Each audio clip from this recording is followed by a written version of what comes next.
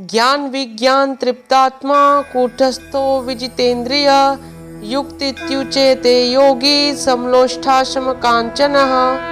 अर्थात जिसका अंतःकरण ज्ञान विज्ञान से तृप्त है, जिसकी स्थिति विकार रहित है, जिसकी इंद्रियां भली भांति जीती हुई हैं और जिसके लिए मिट्टी, पत्थर और स्वर्ण एक समान है, वह योगी युक्त अर्थात भगवत प्राप्त है। ऐसे ही महान पुरुष, प्रखर वक्ता, हम सभी के प्रेरणा स्रोत, आध्यात्मिक गुरु स्वामी विवेकानंद जी के जीवन पर आधारित इंस्पिरेशनल सीरीज का आज मैं शुभारंभ कर रहा हूँ। उनके अद्भुत व्यक्तित्व से परिपूर्ण आज के पहले एपिसोड में आप सभी देखेंगे धर्म और संस्कृति के महान उन्नायक स्वामी विवेकानंद जी, ईश्वर का साक्षात्कार करने की धुन, त्याग भाव, काली माता से विवेक का वरदान,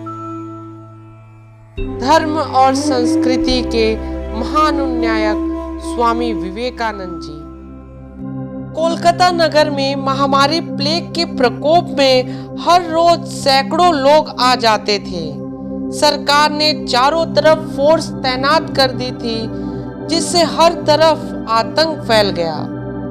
उस समय स्वामी विवेकानंद जी विदेशों में हिंदू धर्म की ध्वजा फहराकर भारतवर्ष आए ही थे और परमहंस मठ की स्थापना की योजना में संलग्न थे। इस घोर विपत्ति को आया देखकर वे सब काम छोड़ करके बीमारों की चिकित्सा तथा सफाई की एक बड़ी योजना बनाने में लग गए। गुरु भाई ने पूछा, स्वामी जी, इतनी बड़ी योजना के लिए फंड कहाँ से आएगा?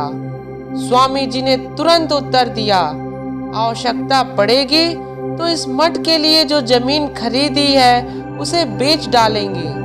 सच्चा मठ तो सेवा कर्म ही होता है।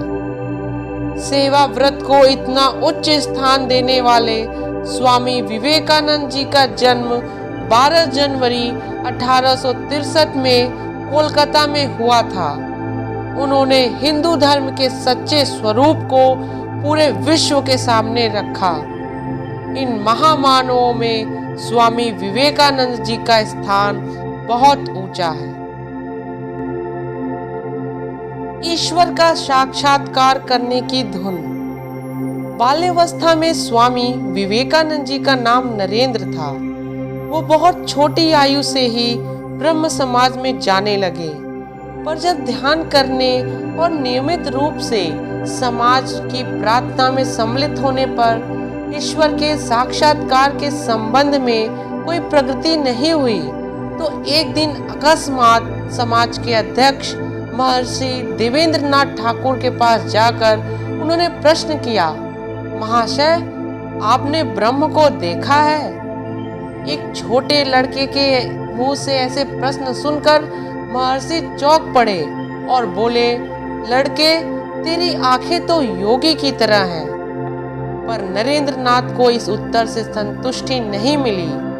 स्वामी जी को इस प्रकार ईश्वर की खोज में चारों ओर भटकते देखकर एक दिन उनके काका ने कहा, तुझे यदि वास्तव में ईश्वर को प्राप्त करना हो तो ब्रह्म समाज आदि को छोड़ के दक्षिणेश्वर में ठाकुर रामकृष्ण परमहंस के पास जा।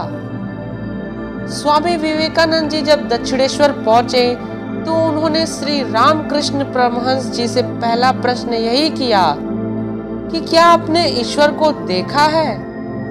परमहंस जी ने कहा, हाँ, देखा है। जिस प्रकार मैं तुमको देख रहा हूँ और तुम्हारे साथ बात कर रहा हूँ, ठीक उसी प्रकार ईश्वर को भी देखा जा सकता है और उनके साथ भी बातें की जा सकती हैं। पर इसके लिए प्रयत्न कौन करता है? उनका यह उत्तर सुनकर स्वामी जी के मन में यह भाव उत्पन्न हुआ कि ये महापवित्र और महात्यागी हैं और इसीलिए मानव हृदय की श्रद्धा, भक्ति, पूजा और सम्मान के सच्चे अधिकारी भी हैं। त्याग भाव। इसके पश्चात स्वामी जी का संपर्क परमहंस देव जी से क्रमशः बढ़ता गया और इससे आध्यात्मिक क्षेत्र में भी उनकी प्रगति होती रही।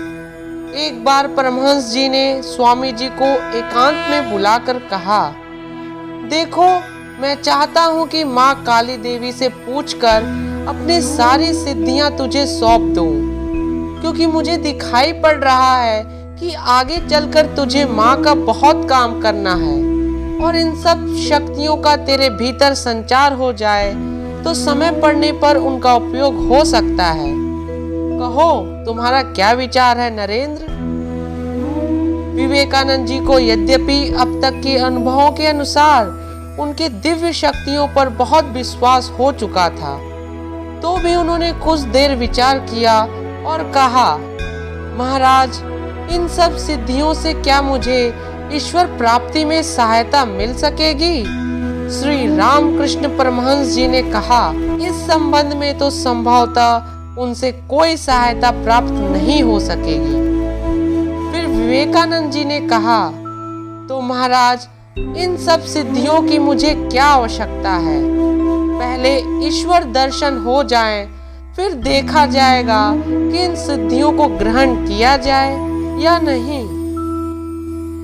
इस उत्तर को सुनकर परमहंस देव जी बहुत संतुष्ट हुए और उन्होंने समझ लिया कि नरेंद्र वास्तव में त्याग भावना वाला है और वह सेवा मार्ग में बहुत अधिक प्रगति कर सकेगा।